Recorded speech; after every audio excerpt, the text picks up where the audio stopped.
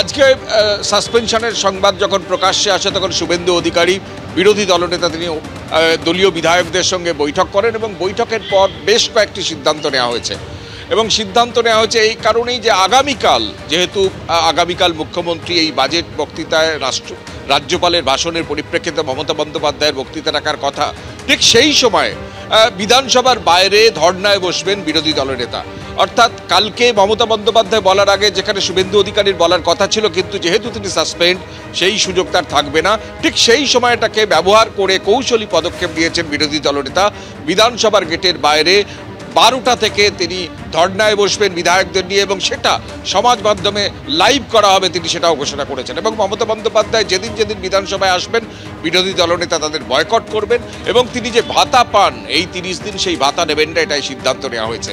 এবং আজকের বৈঠকে এটাও সিদ্ধান্ত পরে তিনি ঘোষণাও করেছেন বা জানিয়েছেন যে এই যে সিদ্ধান্ত সাসপেনশন 3.5 বছরে বিরোধী দলনেতাকে 4 বার সাসপেন্ড করা হয়েছে, এটাকে তিনি রাজনৈতিক হাতিয়ারে করছেন। অর্থাৎ এই যে হিন্দুত্বের পক্ষে কথা বলার জন্য হিন্দুত্বকে হাতিয়ার করে বিরোধী দলনেতা বলছেন প্রকাশ্যে বারবার হিন্দুত্বের পক্ষে কথা বলার জন্য, সরস্বতী পুজোর উপর বাধা আসায় তার প্রতিবাদ করার জন্য তিনি বিধানসভা থেকে সাসপেন্ড হচ্ছেন এবং এটা তার পক্ষে গৌরবের বিষয় এবং এই বিষয়ে তিনি সোচ্চার হবেন এবং সেই সোচ্চার হবেন বিধানসভা থেকেই। এবং কালকে সেটা সিদ্ধান্ত নেওয়া হয়েছে 12টার সময় বিধানসভার গেটের বাইরে শুভেন্দু অধিকারী ধর্নায় বসবেন, সেখানে অন্যান্য বিরোধী বিজেপির যারা বিধায়ক তারাও থাকবেন এবং সেখান থেকে প্রকাশ্যে এই বিষয়টাকে, এই ইস্যুটাকে, সরস্বতী পুজোকে কেন্দ্র করে যে অভিযোগ বিজেপি বারবার তুলছে, অর্থাৎ রাজ্যে শিক্ষা প্রতিষ্ঠানে সরস্বতী পুজো হতে দেওয়া হচ্ছে না এবং সেটা বাধা তৈরি করছে, সেখানে পুলিশ দিয়ে পুজো করতে হচ্ছে এবং সে বিষয়ে মুলতবি প্রস্তাব বা আলোচনা করতে গিয়েও বিধানসভায় তারা ব্যর্থ হয়েছেন, সাসপেন্ড হয়েছেন।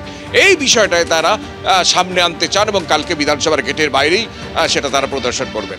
মুখ্যমন্ত্রী তিনি তুষ্টিকরণের রাজনীতি করার জন্য তিনি আজকে জিহাদি যারা আজকে বাধা দিচ্ছে হিন্দুদের সরস্বতী পুজো করার জন্য, শুধু বাধা দেওয়া নয়, আজকে এইখানে বিধানসভা যেটা হচ্ছে বিরোধীদের কথা বলার, আমরা জনপ্রতিনিধি কিন্তু সেখানে কথা বলতে দেওয়া হচ্ছে না।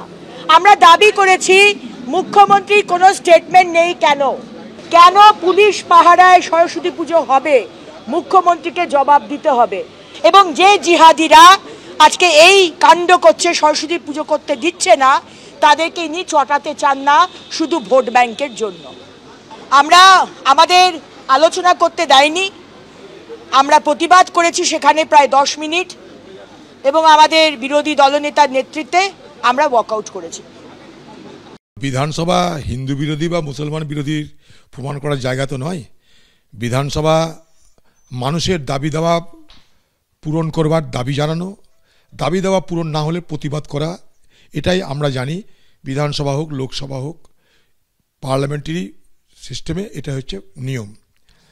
এখন যে সরকার ক্ষমতায় তারা বরাবর এই বিধানসভা তোড়ফোড়ের রাজনীতি করেছে, তারা কখনো বিধানসভায় সুস্থভাবে রাজনীতি করেনি। বিধানসভায় যত সম্পত্তি সেগুলোও তারা ভেঙেছে। তো কে কাকে আর জ্ঞান দিবে?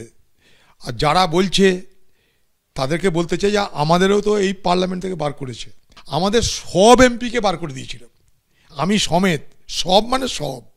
তা আপনাদের নিশ্চয়ই 2-4 জন বেঁচে আছেন, নাম তো সকলের নিশ্চয়ই করেনি।